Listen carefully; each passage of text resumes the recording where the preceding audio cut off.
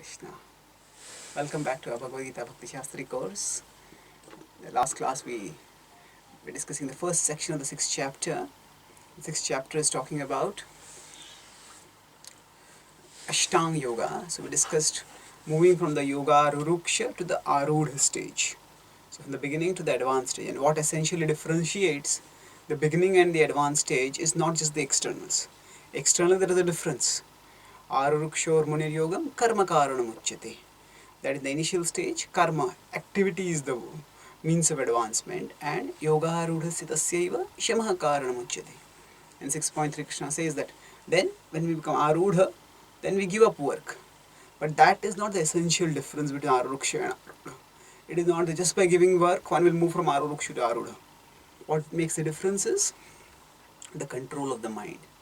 The capacity to become equipoised towards the external things. So we discussed how the mind is can act as the enemy, and then we discussed how the yogi brings the mind under control. So we will discuss a little bit more about Jnana Vijnana Truptatma in 6.7. Then we'll move on to that in 6.8. We'll discuss that first, and then we'll move forward. So let's recite the verse once again. Jnana Vijnana Truptatma Kutastho Vijitendriyaha Yukta Ityuchyate Yogi Samaloshrashma Kanchanaha. So Jnana Vijnana Truptatma. So let's look at what is the implication of this. See, how does knowledge move towards realization? So there are three stages. There is hearing, contemplating and applying. It's called as Shravan, Manan and Nidhyasana. So hearing is Shravan, contemplating is Manana, and applying, internalizing is Nidhyasana. This is talked about in the Upanishads. So when we hear spiritual knowledge, this says can be correlated with when we hear, the knowledge enters into the ears. When we go further, we contemplate on it and it enters into the head. At that time it becomes Jnana. And then when we internalize it, apply it further, then it enters into our heart and then it becomes Vijnana. Vijnana. So let's understand this better now. So first time when we hear something, we hear so many things. We may hear some people doing some casual talk while we are walking along the road. We hear so many news on the news in the TV channel. So we hear so many things from so many places. Now most of it doesn't really enter much, or even if it enters, it just doesn't register over there. So we forget it soon, and we don't really give it much thought after it enters the head through the ears. So that's how it dies away from our consciousness gradually. Although some impression might be there in the background, but mostly there. So when we talk about hearing, at that time say we are now discussing some philosophy. So hearing means first at least the ears are there, so things go inside. And after that we contemplate. So Srila Prabhupada says in one place that one should not hear like a hog. And you wonder what is hearing like a hog. The hog, it can have big ears, but actually it cannot understand philosophy. So hearing like a hog means being in animal consciousness and staying in animal consciousness. Not letting one's consciousness become raised by one's hearing, not becoming illumined and purified and transformed by hearing. That is hearing like a hog. So after hearing we contemplate. So scriptures say that sense gratification leads to misery. We discussed in the 5th chapter, Yahi samsparshija bhoga dukkha yonaya evate. So now, how does it make sense? We feel like that. So when we hear, at that time we think, does this really make sense or does it make sense?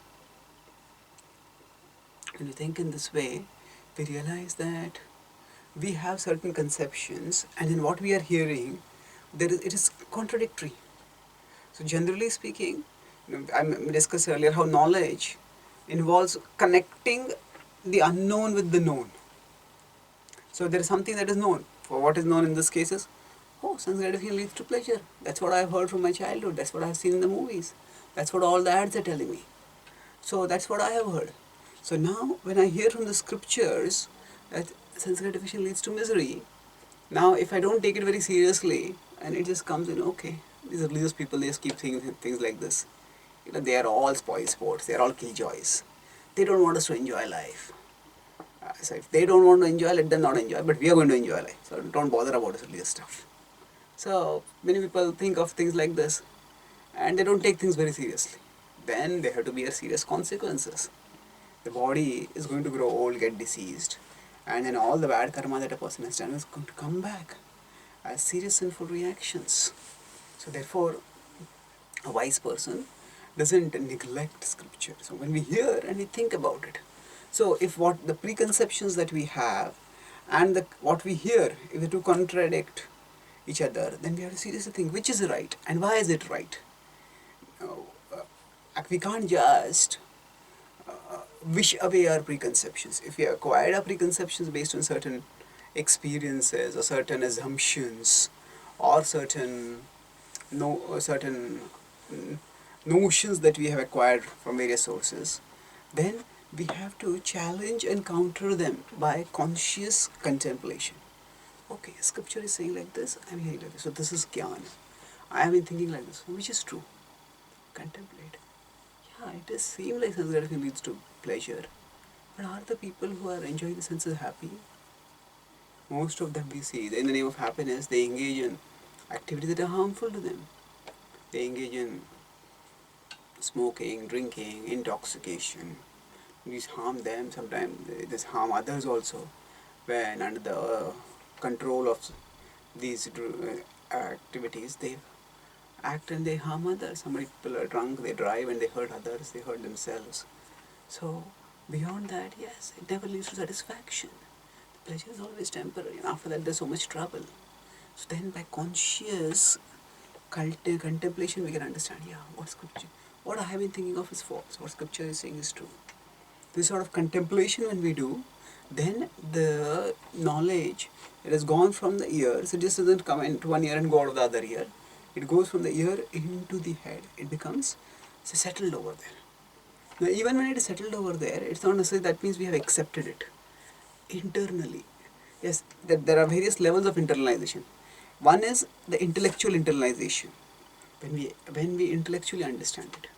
But even after intellectually understanding it, there may not be emotional internalization. Emotional internalization means that I accept, yes, this is true. This is true. And this is actually what happens many times, even when we intellectually internalize certain things, at that time, still, the problem remains that the feelings are still very much towards sense gratification. So if I had the opportunity, I would pounce on sense gratification. Now somehow I'm told, and I'm to some extent, I have accepted intellectually that sense gratification doesn't lead to pleasure, it leads to misery. But still I feel, no, it leads to pleasure. So then that will require purification, that will require greater realization. When that purification realization comes, then we move to the next stage. The next stage is we accept in the heart. So for example, say somebody who has never drunk in one's life and has got no illusions about drinking, has seen how people when they drink, they just topple on the side of the street or they just roll over on the table where they're drinking, they throw up stuff and they get terrible hangovers, they make a fool out of themselves, they waste so much money. So one has seen how it leads to misery. Someone has no illusions about it giving some pleasure. So at that time, there is no inner battle between the feelings and the thoughts. There is no conflict that I don't feel that actually, yeah, that is, that I feel it will give me pleasure, but somehow I don't want to, I shouldn't be doing it. It's not like that. There is no temptation only. So when we get now, we may feel like this about say alcohol, but we may not feel the same way about other pleasures. For example, sexual pleasure. We may feel very strongly tempted about it. But as we become spiritually advanced, slowly, then more and more of the material pleasures will be exposed to be what they actually are. They are not sources of happiness. They are sources of delusion and sources of distress. They delude us and they cause us to suffer. So gradually as we understand it, we move towards Vijnana. So Vijnana means internalized in terms of not just at the level of the head, at the level of the heart. So now I talked about intellectual internalization and emotional internalization. Emotional internalization, here we are not just talking about feelings in terms of the feelings of the mind. Yes, the mind has feelings. Generally, what do we mean by realization? See, realization means that when the mind accepts something, yes, this is true. This is true. So when it goes deep into our heart, then yeah, I accept this is true. That's realization. Realization means that which is a reality, we accept it to be a reality. That which is a reality. Sense gratification leads to misery. But we are not accepted it to be reality. When we accept it to be a reality, then that becomes a realization. So we all want to move towards realization. And gradually we'll be able to accept these things. Sense gratification doesn't lead to pleasure, it leads to misery. So therefore I should not indulge in it. Not because I have been told not to do it, but because it's a path to misery. And why should I get involved in it?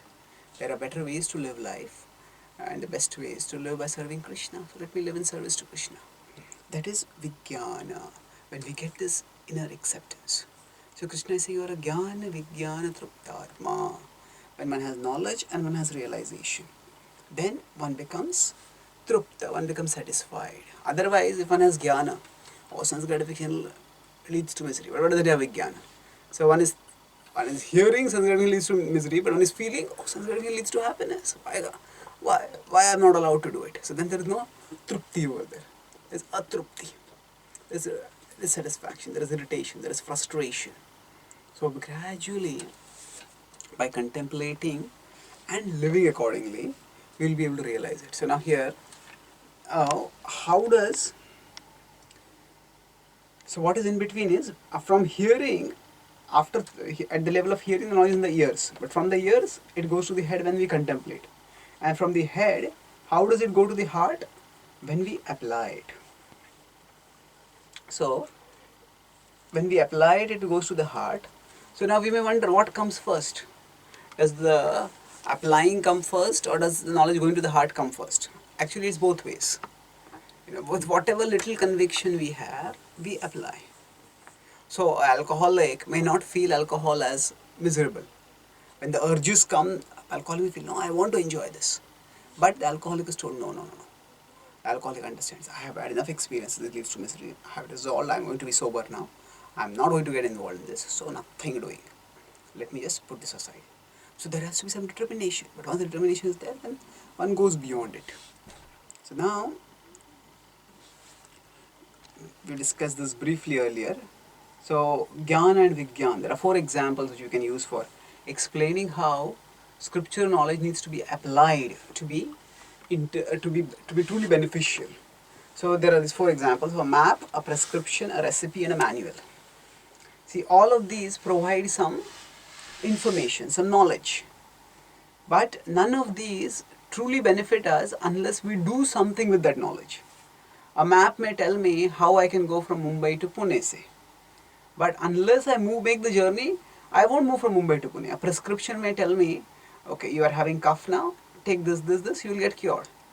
But unless I take the medicine, I won't get cured. A recipe can tell me how to make rasgulla. But unless I use the recipe and cook the rasgulla, I won't have the rasgulla. A manual may tell me how to operate a machine. But unless I actually open the machine and start pressing the button and operating it, I can't use the machine for any purposes. So scriptures are like that. They're like a map, a manual, a recipe, or a prescription. So unless we apply that, scripture knowledge doesn't benefit as much. And the difference between all these and scripture knowledge, that scripture knowledge application is largely internal. You have to apply it, and application has to be internal. So whether a person is applying it or not may not be so easily apparent. We will know whether we are applying it or not. But even if we are not applying it, others may think we are applying it. And we may be satisfied with making others think that I am applying it rather than actually applying it. So that shouldn't happen, because if that happens, then Mityachara Sauchiti, as Krishna has talked about in the 3rd chapter. So we need to internalize the knowledge. Then we will become Truptatma. So now, what prevents the Jnana from becoming Vijnana? There are 2 obstacles. They are what? Desires and doubts. So desires originate from the mind and they entrap the karmis.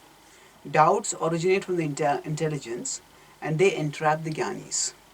Now, and many times in the Bhagavad Gita, Krishna says, Mai arpita mano buddhir. Offer your mind and intelligence to me. Why these two specific faculties? Because they comprise our subtle body. And wherever subtle body goes, that's where we will go eventually. So if we offer our subtle body to Krishna, then we offer ourselves to Krishna by that. So desires and doubts are what stop our subtle body from going towards Krishna. So now, desires, they make us feel, hey, there's so much enjoyment here, why should I go towards Krishna? And doubts, is this Krishna for real? Is this spiritual business for real? It also creates obstacles. So doubts and desires both are obstacles. Now when we say desires entrap karmis and doubts entrap jnanis, who are we? Actually we have the worst of both. We have desires also and we have doubts also. So we have both. So when we are talking about here the paths or the practitioners, we have some karma tendency and we have some jnana tendency also. So many devotees think that science is like jnana. Science is jnana because scientists are intellectuals. So many formulas, so much complex scientific concepts. So actually speaking, from the spiritual perspective, science, from the philosophy of science, is not jnana. Science is largely karma. Why? We may say science is jnana. Jnana, isn't it similar to the path of jnanis? Thinking very deeply about what the nature of reality is. Well, there may be some scientists who think about what the nature of reality is. Most scientists think of how to bend the world to nature, our will. Most people who in the field of science, they work on technology, and technology involves basically manipulating matter, and manipulating matter is karma. It is karma kanda. So in the path of karma, for example, when somebody has to produce rains, so then they will do some Indra Yagya and by that rains will come. So now we may not believe today that, people may not believe today that that doing some fire sacrifice Yagya will come. That is, so putting aside the fact of whether people believe or not, what is the underlying principle over there? The principle is we are using some method to manipulate matter. Yes, then rains are material. Rains are not in sense spiritual. What comes down in the rains is matter, and the clouds that from which the rains come, they are material. And Devta in charge of that is also material. So rains are material. So we are using some material phenomena, some yajna, to get some material result. The process itself may be high tech, but actually the essence of the process is material manipulation, material control, so that there can be material enjoyment. So most of science is karma. It's not jnana. It's karma. So that now what's what happens? Today many people who are scientifically well educated also, they are filled with many desires for sense gratification. That's why we see so much of scientific technology is used to promote sense gratification.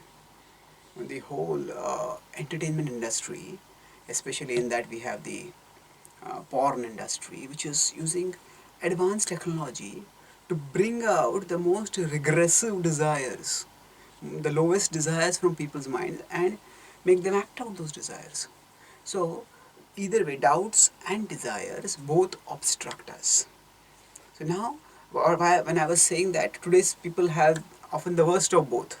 See, we have scientific education, which we mistake to be intellectual, and through this education, we get a lot of doubts also. Does God exist? Does soul exist? Is reincarnation for real? Along with that, because this knowledge is used largely for sense gratification, so we are also filled with many desires. So doubts and desires both obstruct us. Now among these two, which are more dangerous? Actually both are dangerous, but doubts are more dangerous. Because generally on the spiritual path, when desires come, desires make us feel lowly. I have so many material desires. I am so impure. But when doubts come, doubts make us feel superior. These people, they are so sentimental, they believe such stuff. I am not so sentimental, I am intelligent. I won't believe these things. So what happens is when we feel superior like this, then it becomes difficult for us to seek shelter, to ask for help, to try to find out what is the solution in a humble and submissive way. So that's why in one sense doubts can be more dangerous. And Srila Prabhupada also considered philosophical deviation as far more dangerous than sensual deviation. If some disciple had some sensual fall down, Prabhupada would still encourage them to continue on. But if somebody philosophically deviated, Prabhupada was very strong in cautioning that devotee as well as other disciples. So that's about now. What are we discussing over here? Jnana Vijnana Truptatma. So we have to deal with our desires and we'll have to deal with our doubts. So we deal with our desires by chanting, purification. We deal with our doubts also by chanting, purification, no doubt. But along with that, to systematically study, inquire, and be patient. We discussed earlier about how doubts can be dealt with by keeping certain doubts in a state of suspension, neither judging them as true nor false, just keep them in suspension. So now Krishna has talked in the previous verse about Samaloshtasma Kanchanaha, is equal vision towards things. Now Krishna will describe a higher level of consciousness where he describes equal vision towards all kinds of people also. It's one thing to see things equally, it's quite another to see people equally. And that's what Krishna talks about in the next verse. So Suhrun Mitrarya Udasina Madhyastadvesha Bandhushu Sadhushu Apicha Papeshu Samabuddhir Vishishyate. So Suhrun is friends, well-wisher, very close well-wisher. We use the word Suhrun in the Bhagavad Gita 5.29.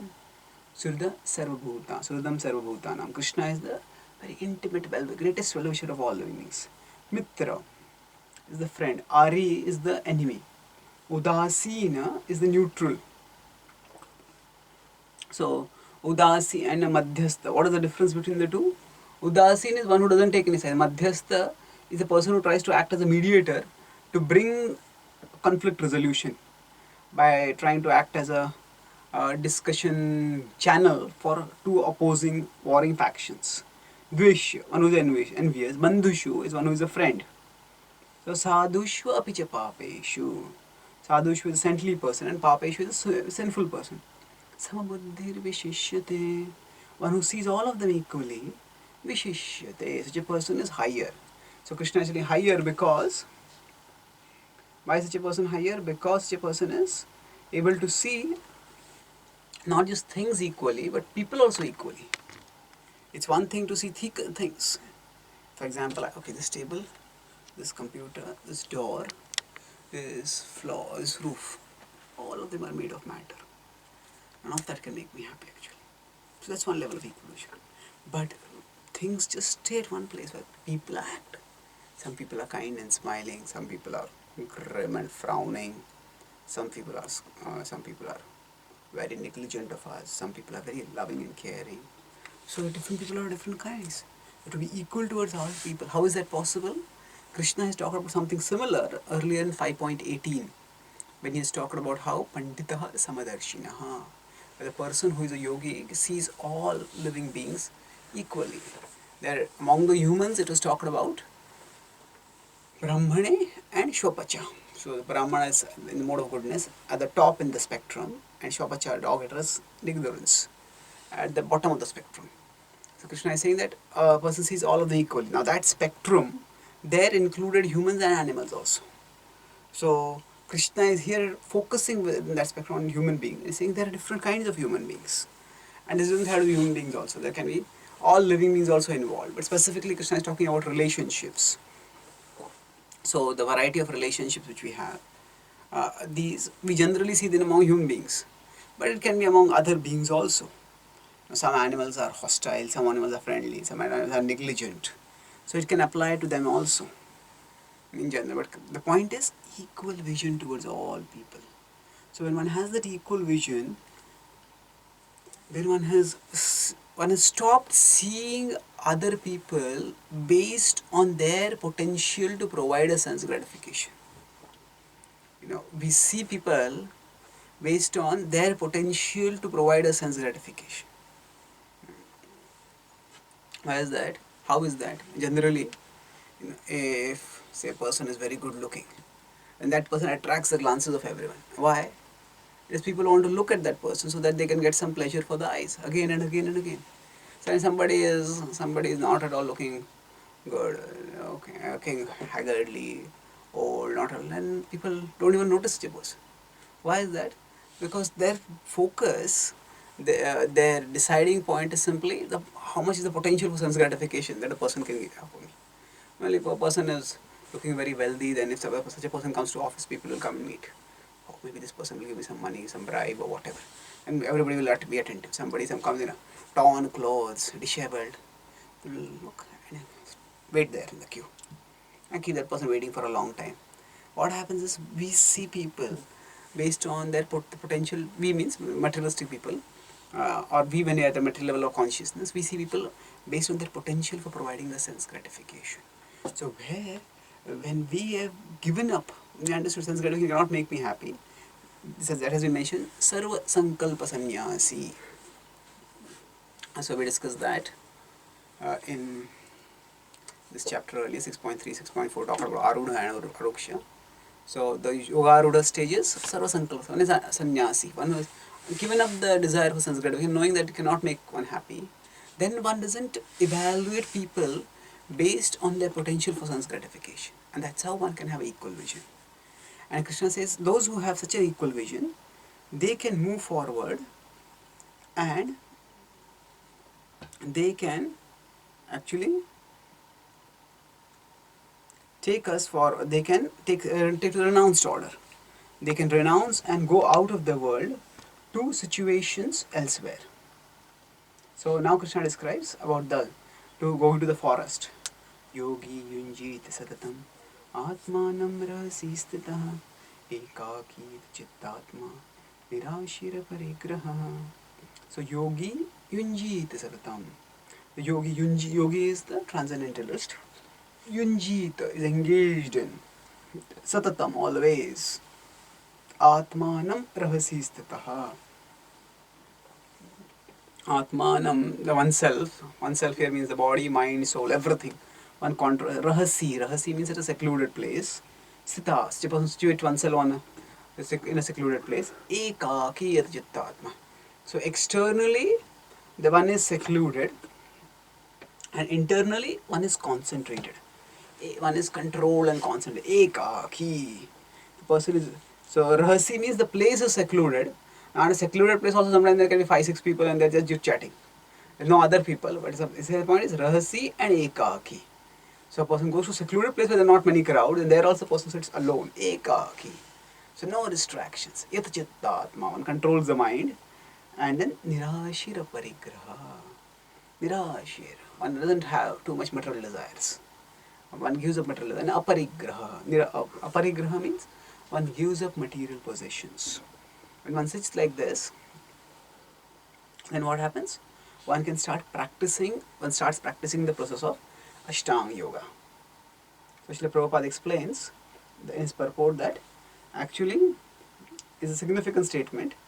The impersonalists and the meditator are also indirectly Krishna conscious. How is that? Prabhupada explains that the impersonalist is meditating on Brahman, and the meditator is meditating on Paramatma. So in that sense, they are also indirectly Krishna conscious. So however, if they become directly Krishna conscious, then that is an easier process. It is a more fruitful process that will give them greater joy, and they will make swifter spiritual advancement. But the point is, they are also indirectly Krishna conscious. And Prabhupada quotes about aparigraha. He says how a devotee practices this by not using anything in devotional service. We discussed about yukta vairagya and falgu vairagya earlier. And then Prabhupada basically explains how a devotee is the perfect yogi. A devotee practices all these things. A devotee does not have any positions for oneself, but uses positions in Krishna's service.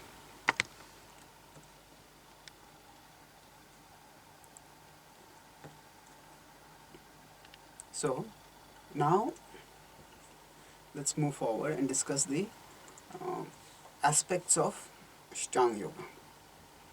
Now, yes. So Ashtanga Yoga refers to the physical aspect. Ashtanga Yoga has two aspects. The physical aspect is called as Hatha Yoga. The psychological aspect is called as Dhyana Yoga. The physical aspect means Yam, Niyam, Asana and Pranayam. These comprise the physical aspect. They are the Hatha Yoga. And psychological aspect refers to one starts turning inwards. So, Pratyaha, Dhyan, Dharana, Samadhi. Now, this is not an absolute watertight division.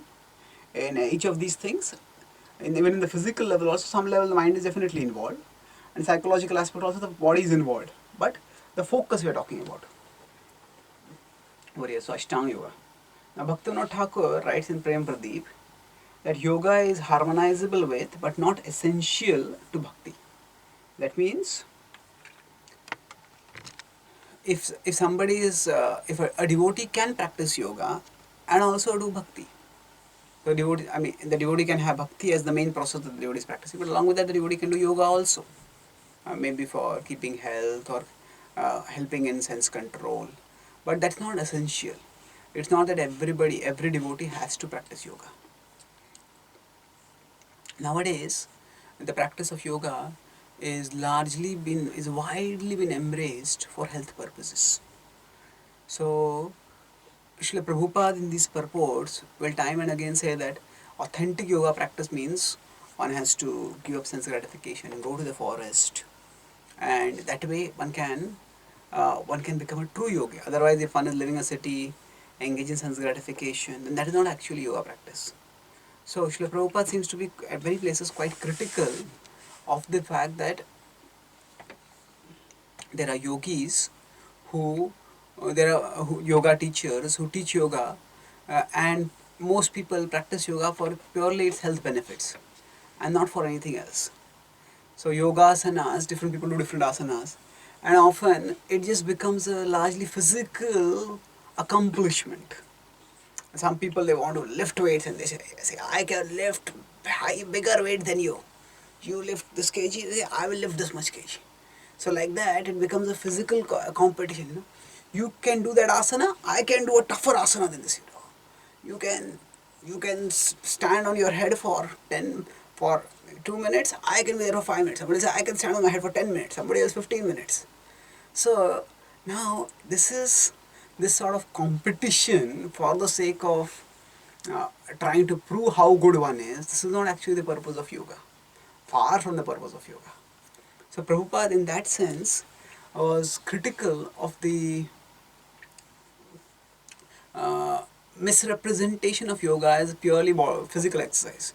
And actually there are many yoga teachers also who are displeased by this. The authentic yoga teachers, and they see yoga as a means for transcendence, although of course that is not recommended in this age, but still actually it is one of the means for transcendence. So when people practice it purely for exercise purposes, then that is a misappropriation of the process of yoga.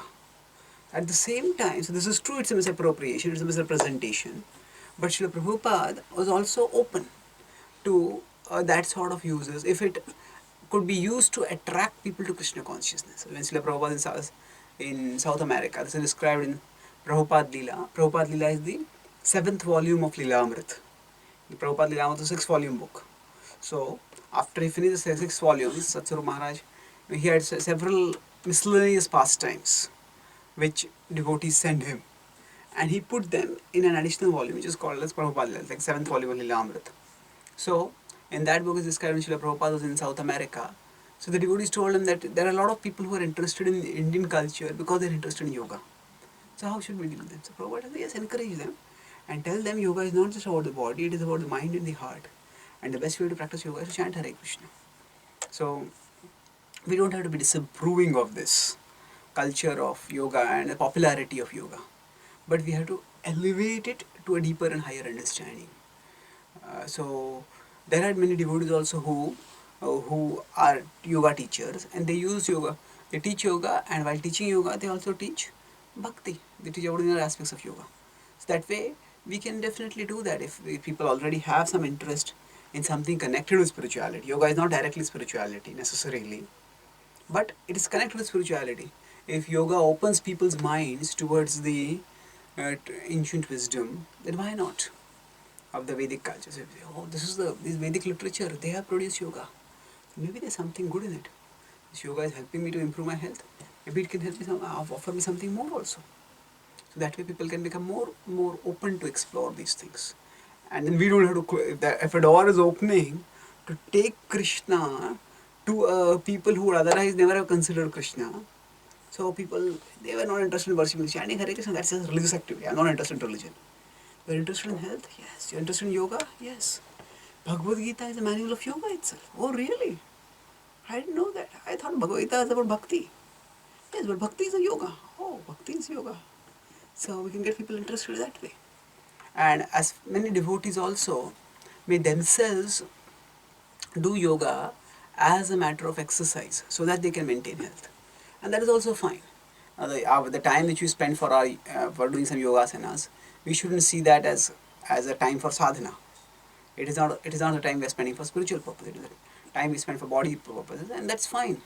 This is some devotees may do some jogging, some devotees may do some cycling, some devotees may do some swimming, some devotees may do some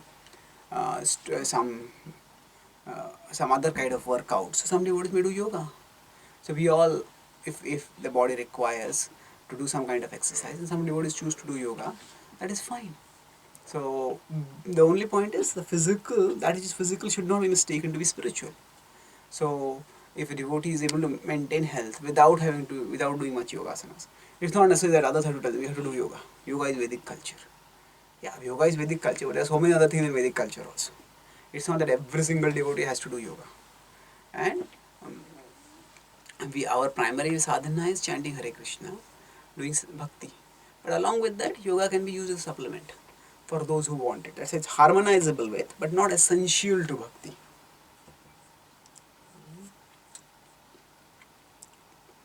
So now, let's look at these 5 stages of Ashtanga Yoga.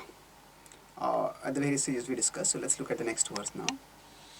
Shuchau deshe pratisthapya sthiramasanam atmanah nati uchritam nati nicham chailajinu kushottaram tatraikagram manah kritva itachittendriya kriya upavishyasane yunja yogamatma vishuddhaye.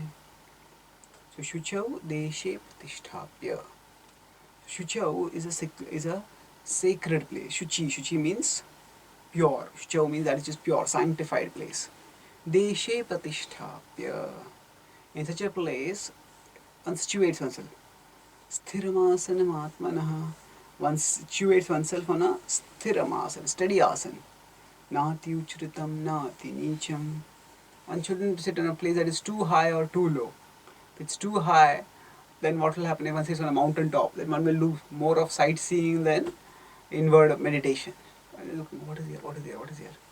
If it's too low, one will not see. One goes and sits inside a ditch. Something may come and fall, and something may attack. It may not be very secure. Nati uchritam nati nicham chailajina kushottaram. So chailajina kushottaram means what?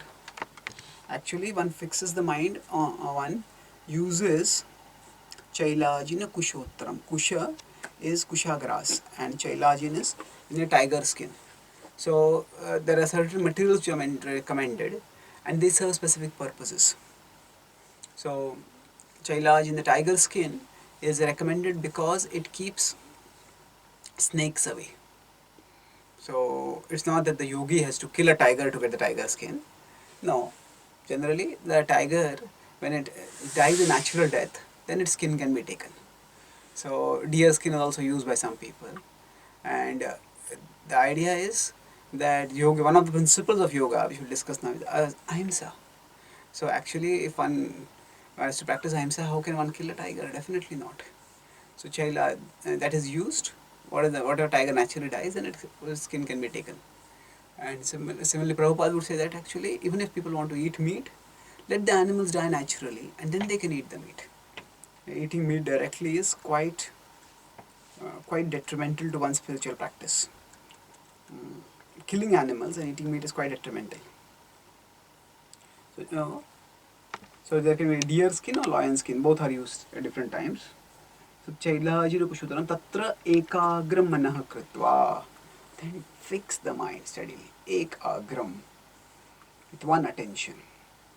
And yada chittendriya kriya, and this actions of the chitta, mind and the indriya, one brings it under control. Mana indriya kriya, actions. So Upavishya-sane yunjad. Upavishya asane. Upavishya asane means situating on the asana, sitting on the asana. Yunjad, one engages in what? Yoga. What is the purpose of yoga? Atmavishuddhaye. So for the sake of purification. This last line can be used for meditating while japa, doing japa also. Upavishya-sane yunjad yogam atmavishuddhaye. So when we in the morning we sit down for our chanting, think now let me put everything else aside. Tatra ekagra manah kritva yatajittendriya kriya. This verse is a good verse for preparing our consciousness for meditation. Tatra ekagra manah. Now I have many other things to do in life, but this is not the time. This is the time for fixing the mind on Krishna. Ekagra manah kritva. And the mind is going here and there, the senses want to do this, do that. Yatajittendriya kriya. Let's bring all of them under control. Upavishya sane yunjad. Okay, let me sit down now. Yunjad what? Yoga. Hare Krishna, Krishna Krishna, Hare Hare, Hare Ram, Ram Ram, Hare Hare. For what purpose? Atmavishuddhaye. Atmavishuddhaye, for the sake of purification. This chapter talks about the process of sadhana for this in Ashtanga Yoga. But the principles are applicable to all parts of yoga. And actually among all the 18 chapters in the Bhagavad Gita, the 6th chapter offers the maximum guidelines for the practice of sadhana, more than any other chapter. The 9th chapter talks about Raja Vidya. There it is talking more about the glory of bhakti, glory of Bhagavan, glory of bhakti. Similarly, 12th chapter talks about the glory of bhakta, the qualities of bhakta. So various chapters talk about different subject matters, and they all give some hints about how devotees are and what is the glory of devotees. But in terms of practice of sadhana, this is a chapter that gives us the most direct instructions. And these instructions, they can be directly applicable to sadhana bhakti, or with slight modification they can apply to sadhana bhakti also. So many verses in this chapter can be used as guides for our asana sadhana. So one of them is this one. We may not go to the forest. We may not sit on a deer skin when we have to chant Hare Krishna. We may sit on a simple mat or a chair if we have some back problems, whatever, wherever we are sitting.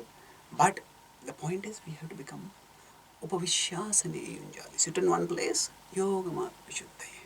So in some cases, some of us may not sit, some of us may stand also. Some of us may walk while chanting. But either way, the point is yogama vishuddhaye. When we walk and chant, it's okay. Some devotees want to combine, they want to do walking as an exercise, they want to chant also. If that's what they want to do, they have to be careful that they don't get distracted while they are walking along.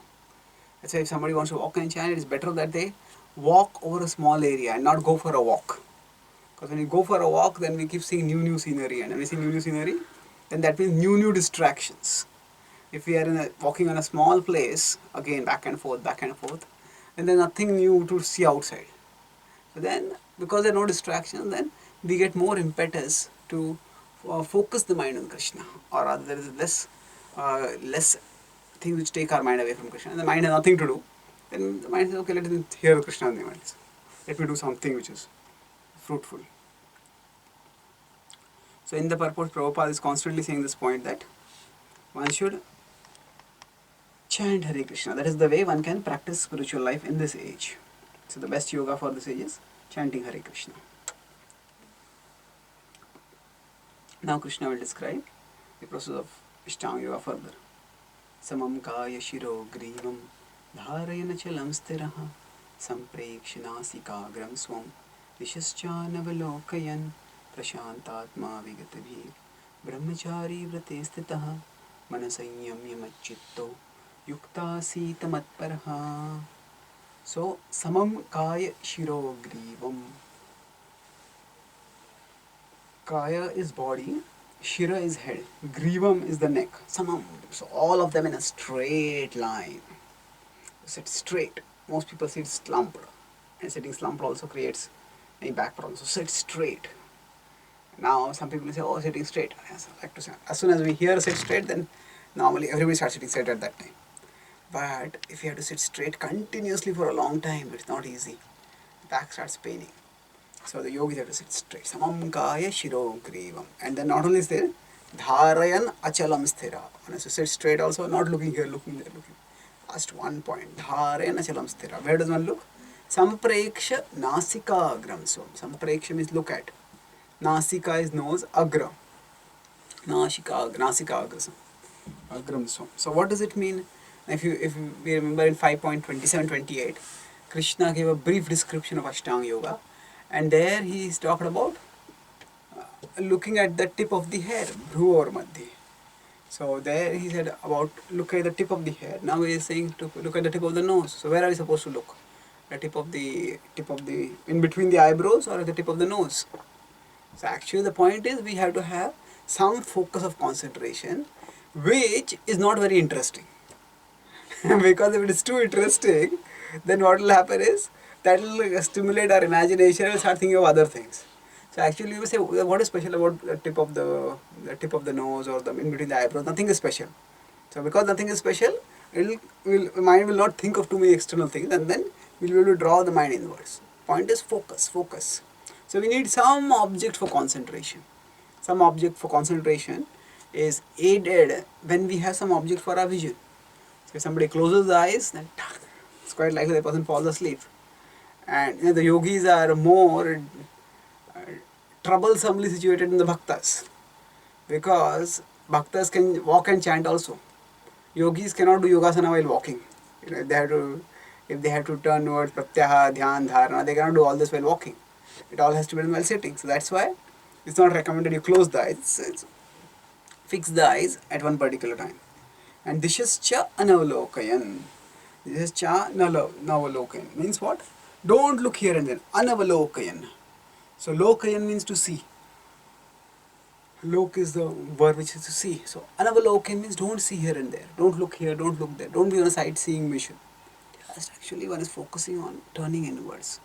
And this is, so generally the previous verse in this verse, so the 11th was talking about externals, 12th was talking about internals. So similarly here, 13th is talking about externals and 14th is talking about internals. So samam kaya shiro grivam, the way we sit, all this is talking about externals.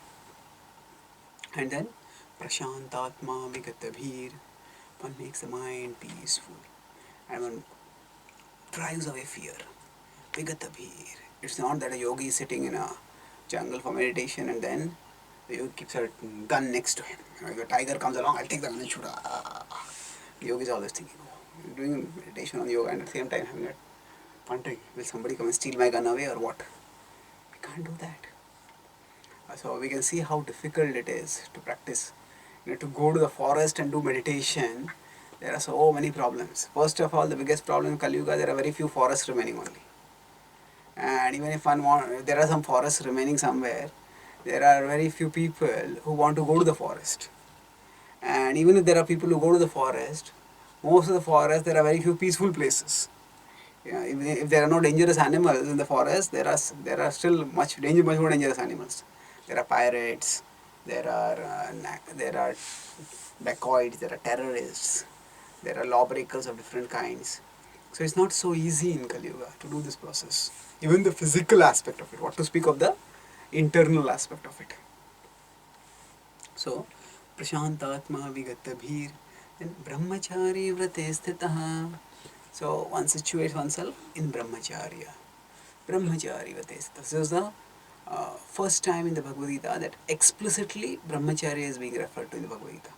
Earlier in 4.26, there is a reference indirectly, Shrotra Adri Indriyananye Sayamagnishu Shabdadi Vishayananye Indriyagnishu Juhyati. So there Prabhupada explained that refers to the unadulterated brahmachari, Naishtik brahmacharis and the regulated grahasthas. But that was an indirect reference. This is the first explicit reference in the Bhagavad Gita to brahmacharya. Although the point of sense control has been talked repeatedly right from the second chapter itself, when Krishna talked about Citta Prajna, and the point of detachment is always there when Krishna is telling that one should act without attachment. But specifically brahmacharya is a reference over here. When a person goes to the jungle, yogi, so the yogi goes for doing yogasanas. So now, actually speaking, the yogi doesn't go with a yogini. They are not together. Women can also do yoga, but there is no mixing of the sexes. There has to be brahmacharya. So here, now the word brahmacharya is a technical meaning and there is a generic meaning. The technical meaning is generally associated with brahmacharis. Brahmacharis means it's a particular ashram, and males who do not get married and who fix their life in pursuit of Brahman, they are called as brahmacharis. So Prabhupada explained that simply bachelors are not brahmacharis. So those who are unmarried males, they are not brahmacharis. So actually one should be living in brahmacharya. In the sense one should be trying brahmacharati iti brahmachari. So those who are trying to live in Brahman, those who are trying to move towards Brahman. Brahman is spiritual reality. So in a technical sense, males who choose not to marry and who focus on spiritual truth, they are brahmacharis. But in the generic sense, anybody who is trying to do brahmacharan, one who is trying to live in Brahman, who is trying to pursue spiritual reality, that person is a brahmachari. So in that sense, even householders, even females, they can be brahmacharis. Even males who are married, they can be brahmacharis. So there is a principle. If one is living a life in pursuit of Brahman, that is brahmachari. Now when Krishna is talking about over here, he is referring not just in a generic sense, he is using in a technical sense over here. That one gives up sexual abstinence and one gives up sexual indulgence and focuses on pursuing the brahmacharya, pursuing spiritual reality. So in this case, generally speaking, the path of yoga in the Vedic culture was followed by men. So the women would generally, if for example, when say Dhritarashtra goes out of the forest, the Gandhari also goes with her. But then Dhritarashtra is doing meditation, and Dhritarashtra while doing meditation, he brings out a fire from within his body, and then Gandhari enters into the fire. So of course women can also do austerities, and if they do austerities, they also become purified. But generally the focus has been on male. So women can also be brahmacharis, is in that sense, if they are living in the pursuit of Brahman. So brahmachari vrate sthitaha. Prabhupada used the definition in the purport of brahmacharya. He used the definition as in the rule is given by Yajnavalkya. Karmana manasa vacha sarvavasthasu sarvada sarvatra maithuna tyago brahmacharyam prachakshate. So what is brahmacharya? With one's actions, with one's mind and with one's words, and in all places, sarva avasthasu sarvada sarvatra. In all places, in all circumstances, in all times. So one who gives up sex life, maithun tyago, that person is a brahmachari. So now, Prabhupada explains in the purport that how one can get brahmacharya, actually practice this, param drishtva. When one gets the higher taste, then one is able to practice it. Otherwise it is very difficult. So now Prabhupada explains over here, no one can perform yoga or correct yoga practice through sex indulgence. So, brahmachari vrate sthitaha. Now when we talk about practicing of brahmacharya, the basic principle here is one needs to regulate one's senses. Because otherwise, if one is engaging at the physical level, sex is not just a physical activity. It's a physical activity, no doubt. But it also drags our consciousness to the physical level, and it keeps our consciousness at the physical level for a long time. Very few things drag our consciousness down and keep our consciousness down at the physical level as much as sex. So that's why if one wants to raise the consciousness higher towards spiritual reality, this is a vital rule that one has to follow. Brahmachari vrate sthitaha. And then Krishna is saying over here, mana sanyamya majjiddo. After fixing, after regulating the mind, what is doing majjiddo? Fix the mind. And then yukta sita matparaha. Now actually this is yukta sita matparaha is something identical to what Krishna told in 2.61. 2.61 was tani sarvani sanyamya yukta sita matparaha vashehi yasya indriyani tasya prajna pratishtata. The person who has regulated the senses and fixes the mind on me, that person will conquer the senses. Such a person is well situated. Prajna pratishtata, Krishna says. So, now at this stage, when the yogi is fixing the mind on Krishna, what is he referring to? Krishna is revealing that ultimately the purpose of yoga is to fix the mind on me. and the purpose of the yoga is to attain me. So actually the yogis, when they fix the mind, they are fixing the mind on super soul. Krishna is telling actually the real super soul, the super soul is actually me only, is my expansion. So that's why I say fix the mind on me. This is the first reference in the 6th chapter of the Bhagavad Gita by Krishna to himself. Till now he has talked about detachment, he's talking about realization, he's talking about equal vision, seclusion. But the first time he says, fix the mind on me. Fix the mind on me. Now when the yogis fix the mind on Krishna, on the super soul, at this stage, they may not realize that this super soul is the ultimate goal. And that is the ultimate reality to be realized. It depends on the path that they are following and the concept that they have the absolute truth. But whatever the concept they have to fix the mind on certain center. So initially one starts by fixing the eyes on the tip of the nose, but the mind needs some object for meditation, and that object for meditation is Krishna. Manasanyamya machitto. Regulate the mind and then fix it on me. Then yukta asita matparaha. So let us discuss further about fixing the mind on Krishna and some further technicalities of the process of Ashtanga Yoga in our next class. Thank you very much. Srimad Bhagavad Gita ki Jai.